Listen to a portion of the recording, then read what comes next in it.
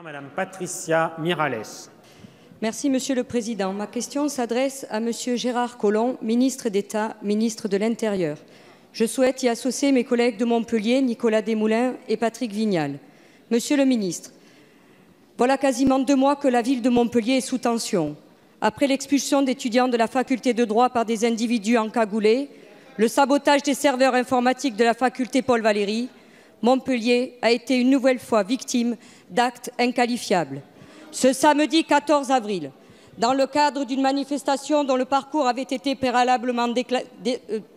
pas été préalablement déclaré, 200 individus au visage dissimulé ont pénétré le quartier de l'Écusson, venus armés de pierres et de marteaux, avec la volonté délibérée d'entrer en confrontation avec les forces de l'ordre. Ces professionnels du désordre ont saccagé et incendié le matériel urbain ainsi que les vitrines et façades des commerçants du centre-ville.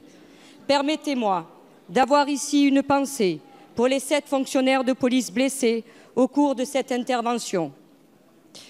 Loin de plaider l'apaisement, l'élu de la circonscription s'est ému dans le cadre d'un communiqué d'un dispositif policier disproportionné et incompréhensible et sous-entend désormais que les forces de l'ordre auraient favorisé un itinéraire propice au dérapage.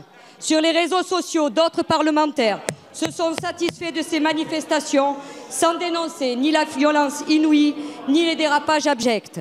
Alors non, les forces de l'ordre ne cherchent pas à favoriser la violence.